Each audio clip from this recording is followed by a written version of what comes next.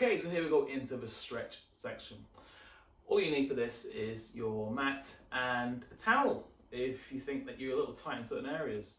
But if not, you can always use your hands. I will use my hands because the towel is not necessary, but some of you may have seen different stretches used with towels. So to begin, easy down onto the floor, onto the back. Then focus purely on the hamstrings. Now, this is such a, again, a contentious topic of whether or not you can actually stretch out your hamstrings. What we're trying to do is trying to improve from where you first started, and you only do this once you warmed up. Stretching before your workout is not essential, or actually it's not beneficial in one way whatsoever. You might feel you're getting the benefit, but it's not doing you the benefit that you think it is. You get yourself warmed up, maybe you do a little bit of trigger pointing like you did in the last session, and then you can come down and do this. So in fact, even if you did a small section of this after you've been outside for a 5-minute jog, it'd be fantastic. And that could be a 10-minute workout, 5-minute jog, get yourself warmed up, 5 minutes of stretches, and then that's a great addition to your plan. So onto the back, one knee bent, one leg straight. I'm just going to hold this position. Now if you want to have a towel around your toe or around the leg to make it easier, that's fine. You can pull the leg anywhere from the calf or the back of the knee. I'm just going to hold this position, keeping my hip down on the floor. Now I'm going to very gently pull against my arms. Not that hard, just really gently. I'm going to pull against the arms. And then I relax and then pull a little further in. And then I pull against the arms. Again, I pull. Not too hard, so you feel a gentle tingle up the back of the leg. If a toe starts to get numb, then there may be a little bit of sciatic nerve impingement there. I don't need to do too much. Just a gentle pull against the arms and relax. I feel that's starting to relax. I'm going to move further up towards the calf. And then pull against the arms.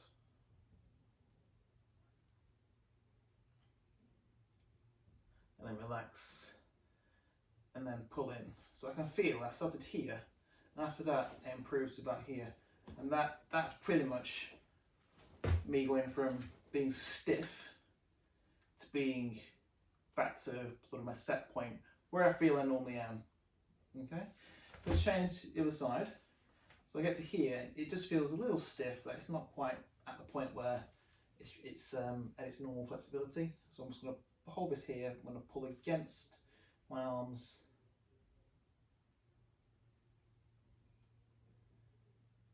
And then relax, and I pull in a bit more, and then pull in against my arms. Just doing 5 to 8 seconds. And relax. And then I'm going to pull against my arms. And relax. In we come. And then ease back. Okay, so that's the hamstrings done. Again, you can feel you can use a towel to make it a bit easier. If you find that your arms are working too hard in that position. Right, we're going to now the glutes. I'm going to go into what's called the 90-90 stretch.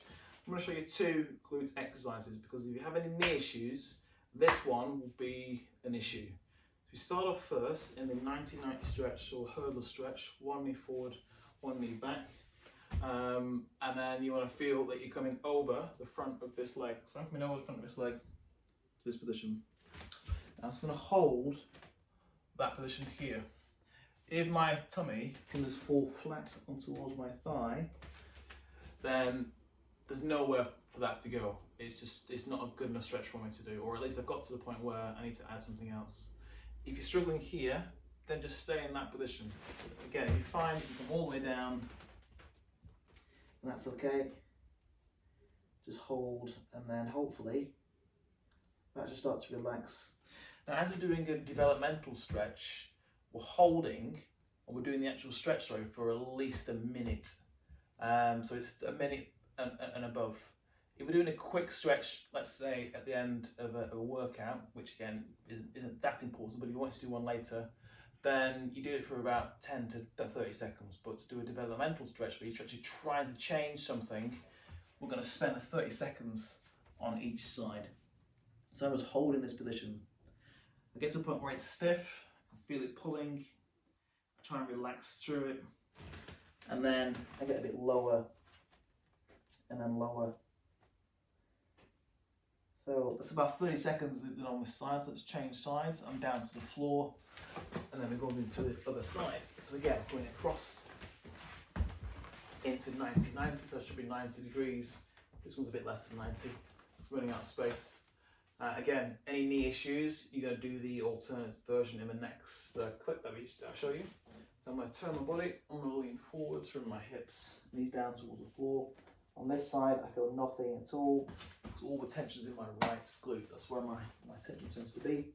So I'm just holding this position. Absolutely nothing there whatsoever.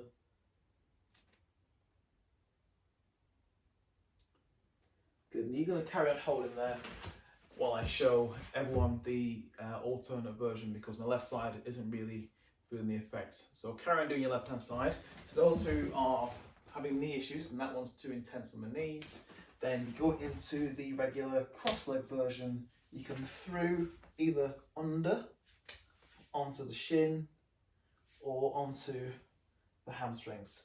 To be honest, I would rather go onto the shin, as long as your knees are okay in that position.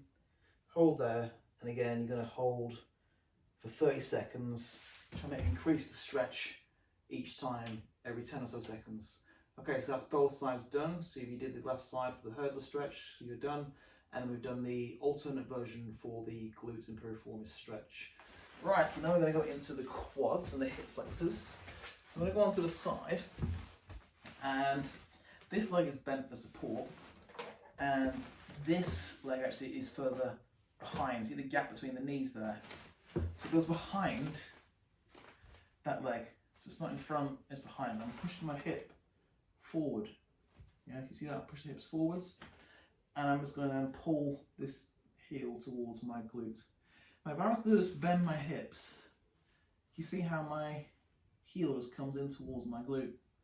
There, no problem at all. So by pushing my hip forward, it makes it harder to get that leg in towards the glute. I'm just going to hold that position. Now again, if there's any issues holding that might be quite tight in the arm, then you may want to go onto your front. And if that's too tight, you'd start off in this position. So you'll be here, and you gently pull the leg in. But it's the same pattern as the last stretches we've just been doing, which is as you hold, try and pull against the pull of the arm, relax, and then pull in. Then pull against the arm, relax, and then pull in, pull against the arm, relax, and then pull in and relax. So you want to feel the stretches moving from the middle of the quad up towards the top part of the hip. Right, let's change sides. So just again, side on. So it goes back, just got some space there. Okay, so I'm going to rest my head on my bicep. So I'm trying to push my hips forwards as I pull this heel towards my bum. And I'm just going to resist. I'll try and straighten my leg against my arm. And then pull. And resist. So it should feel like a bit of work. It's not just lying on the side of your back or on your side. You're going to feel that you're trying to actually do some work here. And again, pull that in. So I'm right against my bum now. And ease off. And that's actually started to relax. Again, any knee issues there. And then you can just pop onto your front and do the same thing in that position. Right, so we've gone into the quads and the hip flexors, but now we're going to go into the adductors and also hamstrings and back. Now you're going to pop the legs out either side, and all you want to feel, I'll show you in the shot, is you're just going to very gently just walk yourself forwards down the room, right in the middle of those legs. In gymnastics, it's called a pancake stretch, and for this, you're almost folding in half like a pancake. I doubt many can do this like a gymnast. In gymnastics, many people don't do this, or they haven't got that flexibility. It's not a goal. The idea behind it is that as you creep forwards, with your head down towards the floor, you can feel the inside of the thighs, the hamstrings, and also the back stretching out. It's going to hold that position. Again, as you take a big deep breath in, you breathe out, and you walk a little further forward with those hands. Make sure the toes are pointing up. If that's too intense, just bend the knees ever so slightly. Bend the knees and then walk forwards. Or bring your legs closer in together. But the idea again is to feel you're getting a stretch through the inside of your thighs, the hamstrings, and also the mid-back. Okay, staying in that pancake stretch position, you're going to go into the lower back. So one hand goes across, this goes over into that position. Now this can be quite tough if you're stiff in your back. If at any point you feel any pain, stop, come out of that, and don't go too far. Or you might need to do some gentle Pilates exercises to try to get you into that position. So I'm holding onto this ankle, I'm coming across, I'm going to hold, but this time I'm only holding for about 5 seconds. And I change sides, I come across, I come back to the centre, and then across. And what I want to feel is that each time I'm getting lower and lower down. Good. Again, I can feel that lower back starting to pull, but do feel it goes from the lower back up to your obliques, and then feel it's more comfortable to get down to that same point each time. Good. And last one each side.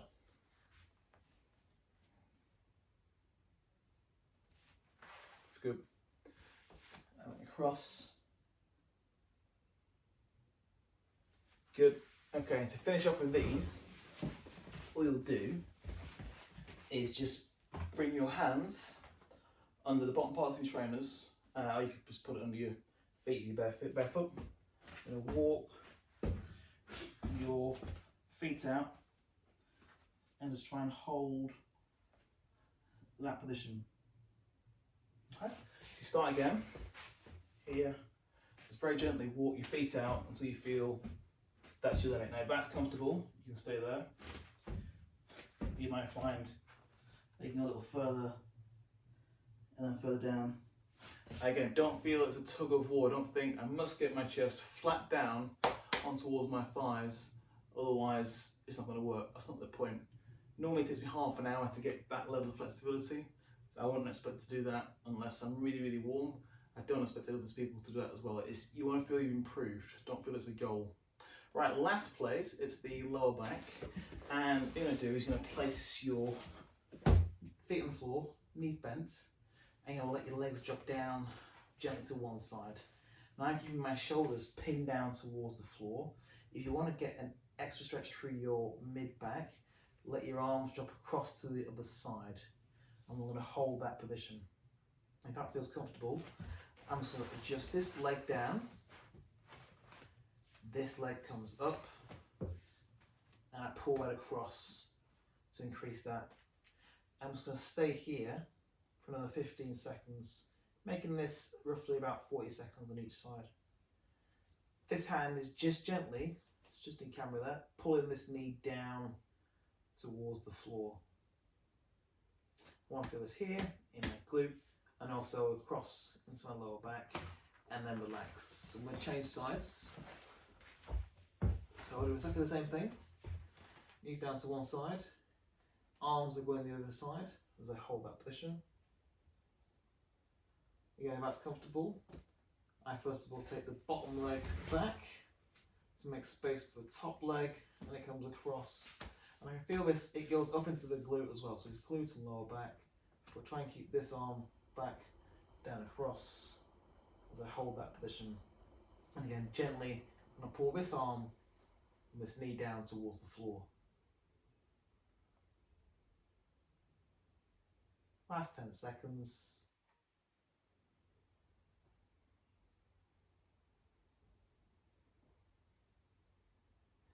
and then back to the middle.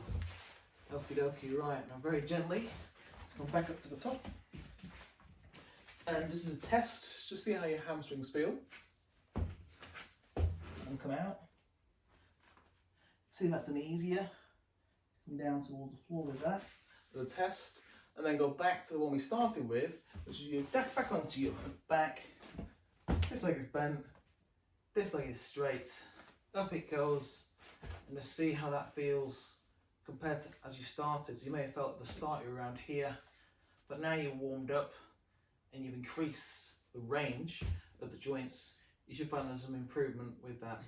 Now, that's how you do your developmental stretches. What's important is that that's done away from your runs. So you do that maybe if you have 10-15 minutes spare at home, get warmed up beforehand, then come back and you do those. But don't do that now and then go out for a run. You might feel great, but it's not what you want to do. You want to make sure that you do some more dynamic stretches to get warmed up with. You do these away from your sessions.